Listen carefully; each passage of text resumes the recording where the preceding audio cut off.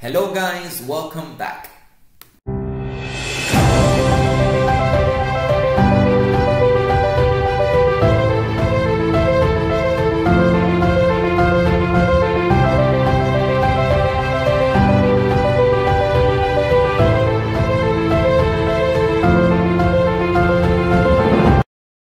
Hello everyone, welcome back. Today we will be talking about the first part of Toll the Hounds, the 8th book in the Malazan Book of the Fallen.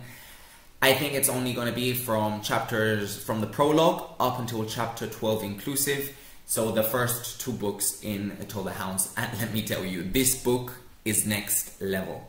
Really, it's next level. I think it's just so well written. It's like the peak in terms of just talking about the writing itself, not talking about the plots or anything. In terms of the writing alone, I think it's much better than any of the other books.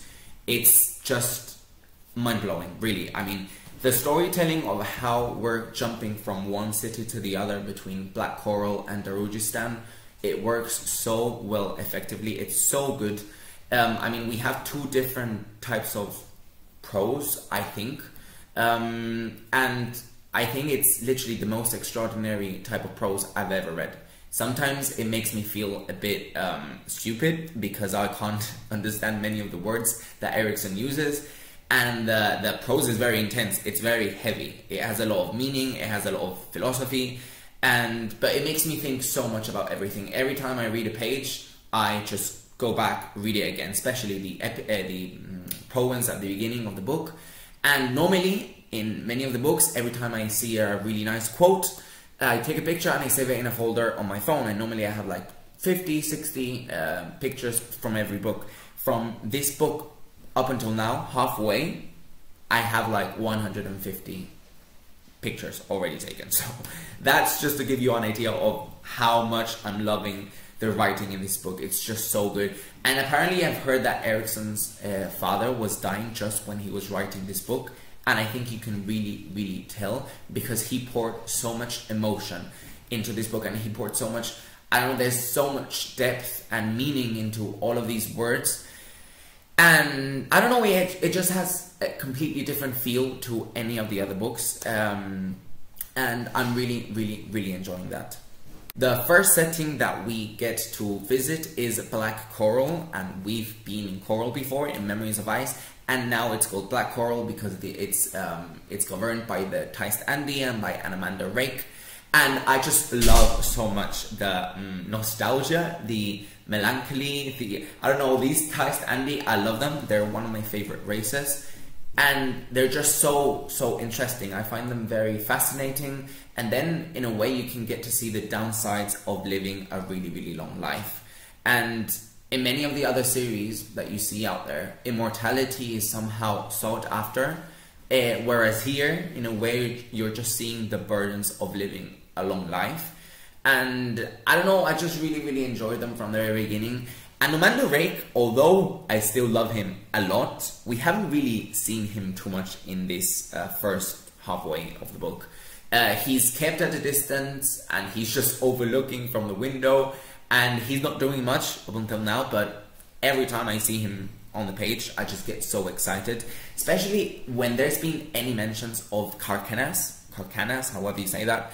I am craving so much to read that trilogy. Every time there's like a flashback or any type of scene featuring the downfall of that city, I just get so hooked to the pages, really. I run and read it so badly. I want to see what happened with Mother Dark. I want to just get to know more. We also see a very interesting character appear, and it's Traveler, who we all know is a first sword, Dasim Ultor, and he's a great character.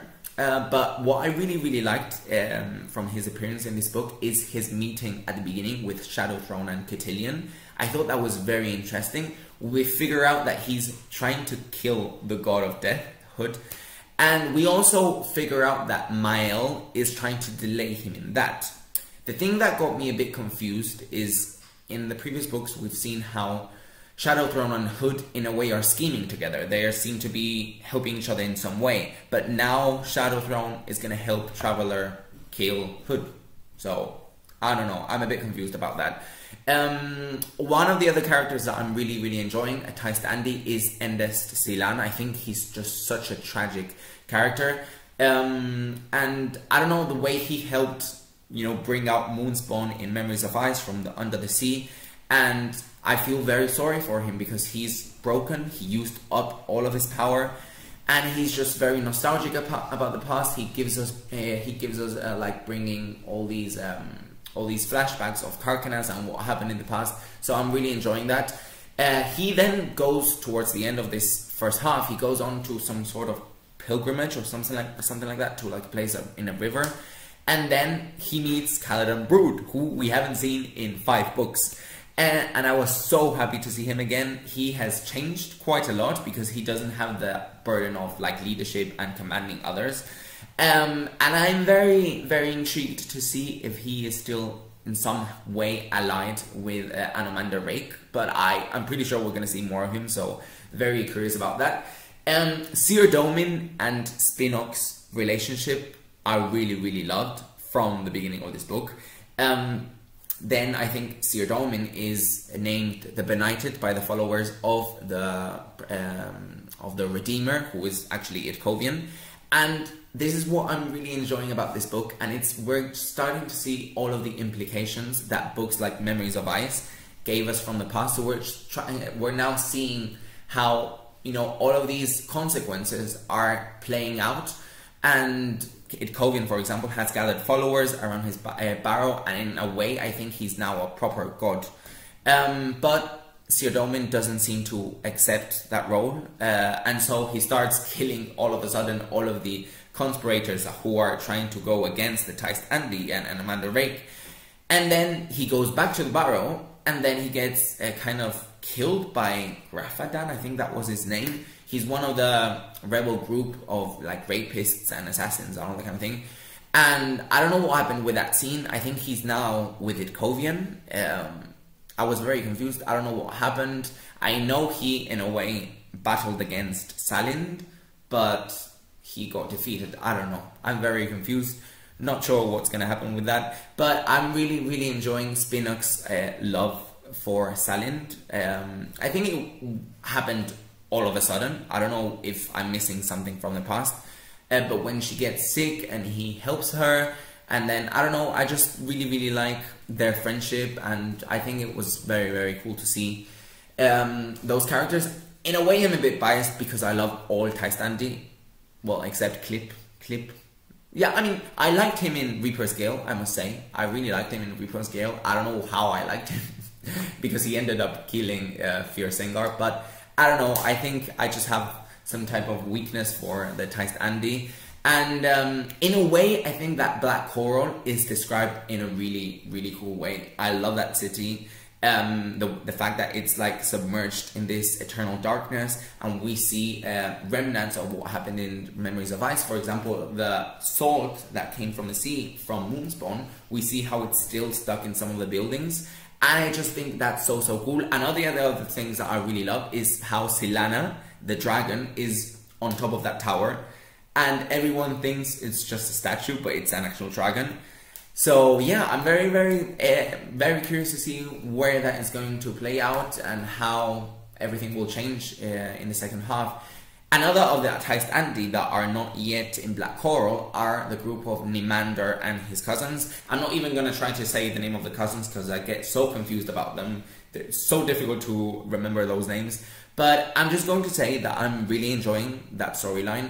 I did enjoy the little glimpses that we saw in Reaper's Gale. But what I really enjoyed about that storyline was how Erickson managed to bring in so many horror elements into the story with the plot of the Dying God. I was so convinced that the Dying God was going to be Icarium, you can't even imagine. I was like 100% sure. But then, basically because we saw in Bastion, that city, that this machine had fallen from the sky. And I thought that was a machine that Icarium used to kind of disappear in Reaper's Gale. But no, it was actually Belordan who, the Dying God was actually a part of Belordan that was not included in the rebirth of Silver Fox, I think. And he somehow got this power of with the marionettes and the puppets thanks to Herlock, who was the puppet from Gardens on the Moon. I think, I'm very unsure about this, so I don't know. But, I mean, that scene with the humans drinking Kellic, and it was just so terrifying. I can see that in the big screen one day, so I really hope that ends up happening. And I think Arenatha, that's her name, I think she's much more powerful than she seems. And then, actually, another thing that I can't forget is related to Nimander's group. We got to see Gothos for the first time, because normally when we heard about him, it was only via flashbacks or mentions of him from other people. Now we finally got to see him. We met him at his house, and he did not disappoint. We also met the one of the builders of the Asath houses, and Nimander, in a way, freed him. So I don't know why, I don't know what's gonna happen, but I got very excited about the Black Coral storyline and the Taist Andy, and I think it's gonna, both storylines of both cities are gonna somehow converge towards the end of the book, so let's see how that goes. Then moving on to Darujhistan, it feels absolutely crazy to go back and revisit a city after 8 whole books. In a way, I feel like it's coming back home, because I absolutely adored this setting in Gardens of the Moon, and I was never expecting to go back to this city. But, well, I think if we talk about Darujhistan, we need to talk about Krupa, however you say it. I wasn't necessarily a big fan of him in Gardens of the Moon. I did enjoy him in this book much more. I think he appears just in the correct amounts of time. I think if he appeared more, I would find him a bit annoying. But I really enjoyed those kind of bird-eye views that he gives us, especially towards the end of the chapters, where we get to see, he tells the story of all the independent storylines in the city. And I'm really enjoying that. In a way, he just makes me feel a bit stupid, because most of the times I kind of drift off and stop paying attention to what he's saying. But in a way, I feel bad, because I know that whatever he says is going to be important for the future. So I'm a bit conflicted when I'm reading about Krupp, but let's see. I'm really excited to see more of him. In this book, we also see the appearance of Fisher, who we've actually seen being mentioned many of the times in previous Malazan books, because he's the writer of many of the independent poems that we see at the beginning of the chapters, especially one called, what was the name? Anomandaris.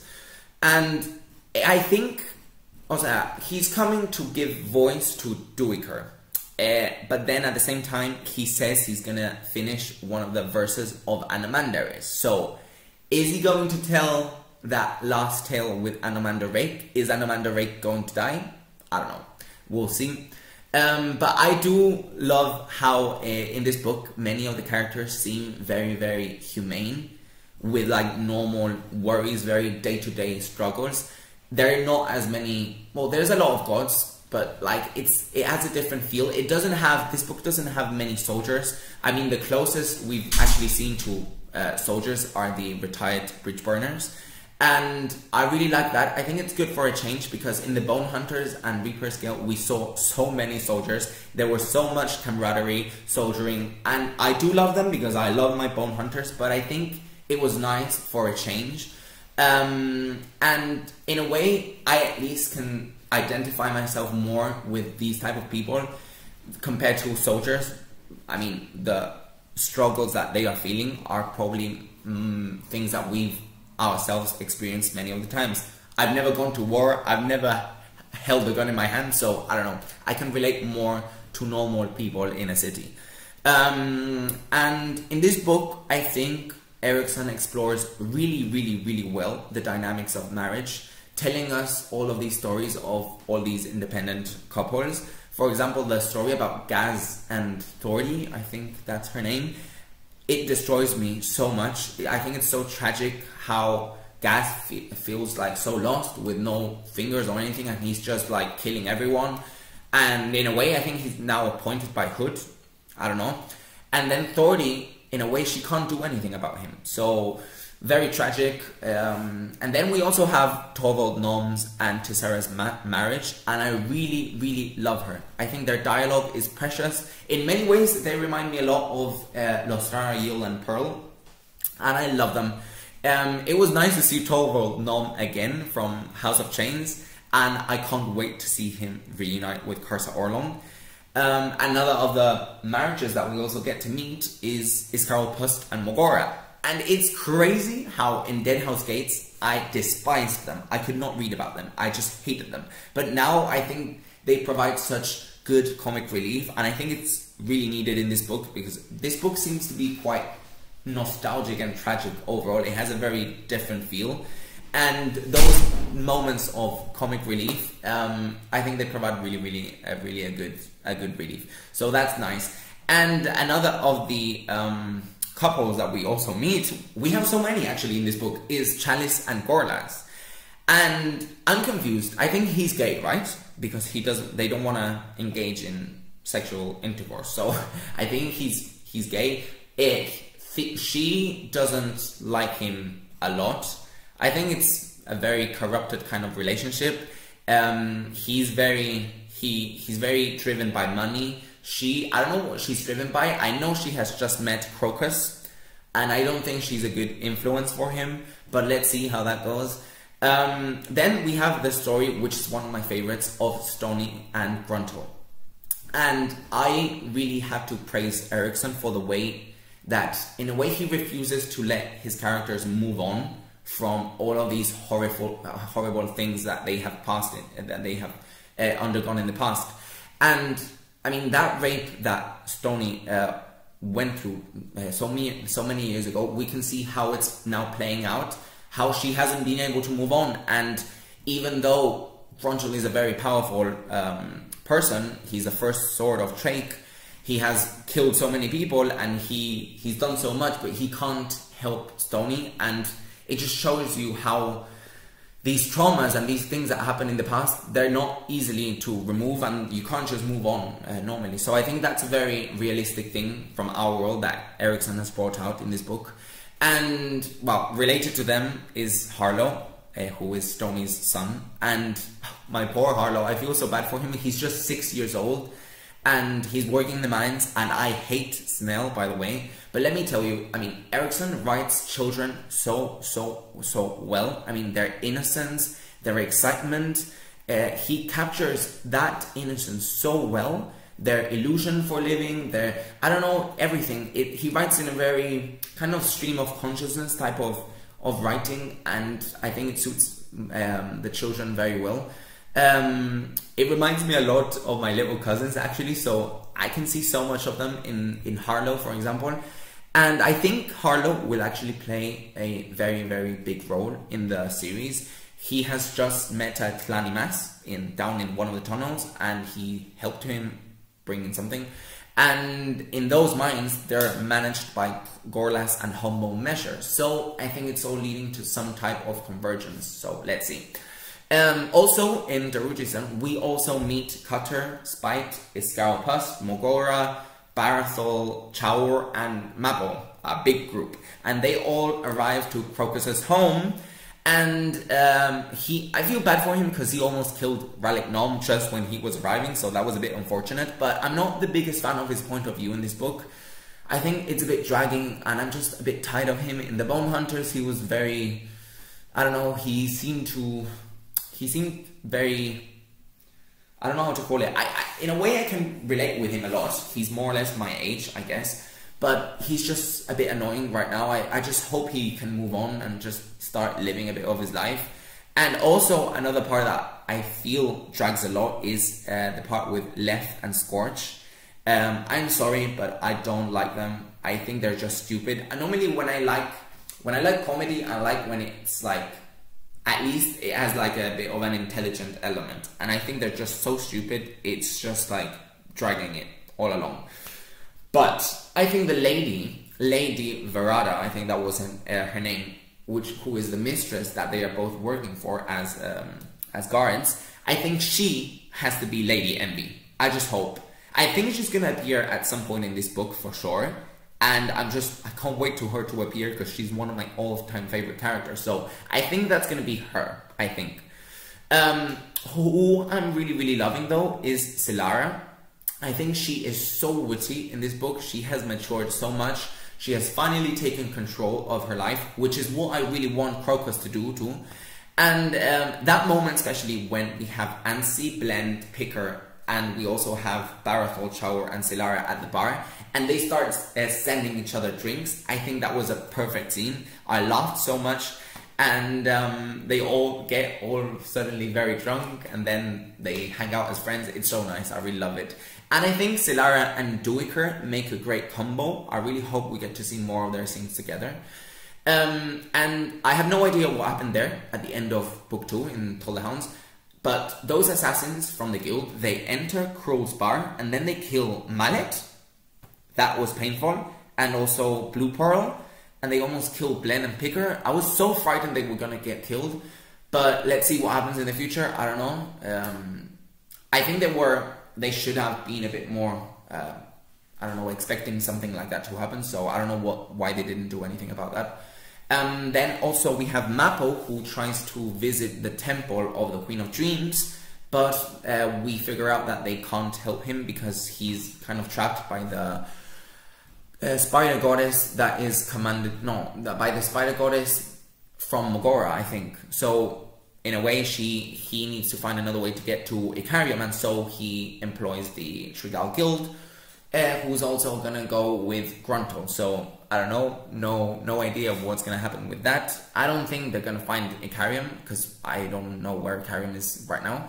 But converging also into Daruji-san, we also have Karsa, Samardev, and Traveler. And I adored that reunion between Karsa and Samardev. Really, the way she was so angry, and he just lifted her up and hugged her, and I don't know, that friendship is so pure. I love them. Karsa continues to impress me all the time, and Samardev, I think it's just a perfect combination for him. And I'm also liking a lot the friendship that is developing between Traveler and Karsa. I think they will be a good pair for the future. But I must say that one of the side storylines that we saw in this first part is a storyline between the captain and his huge wagon with the slaves and the kingdom moving all along. And I think that was a storyline that I was fascinated by, especially because it's one of these things that Eriksson brings about his world building that leave me amazed. It just goes to show you how vast this world is, and everything feels so real and so lively. And I would have loved to read more about that storyline, but at least we got a glimpse of it. But I think it really staged the reunion between Samardev and Karsa perfectly well, so I'm really happy about that. And then one of the last characters that I really wanted to talk about was Kalor, who suddenly appears out of nowhere. And I think I really like him, actually. I really did not like him in Memories of Ice, but I love him now because his bluntness and, I don't know, the way he's so arrogant. I think it's good amid all so much philosophy that is going on in this book. And I think he provides a very interesting view and vision into his world. In a way, there's a lot of parallels I feel between Duiker and Kalor. They both have quite a pessimistic view of the world, I would say. I don't know. But he's going to be converging into one of the two cities. I think it's going to be Darujistan, I'm not sure. And apparently he's type of searching for some type of throne. It's related to the crippled god. But let's see. Guys, I'm really loving this book so far. I think it's going to be one of my favorites for sure. I keep saying that all the time. But I think it's going to be up there with Bone Hunters and Memories of Ice. I'm loving the prose. I'm loving the writing, the philosophy, the characters. It's just so good, and there's been a lot of new characters, and I'm impressed. I love all of them, so really excited to read more. I'm going to take a break of Toll the Hounds because I'm going on holidays, and I won't have much time to read, but hopefully in August I will finish it when I come back, and I can't wait because I'm very hooked. So guys, I hope you have a lovely summer, and I'll see you very soon. Take care guys, bye.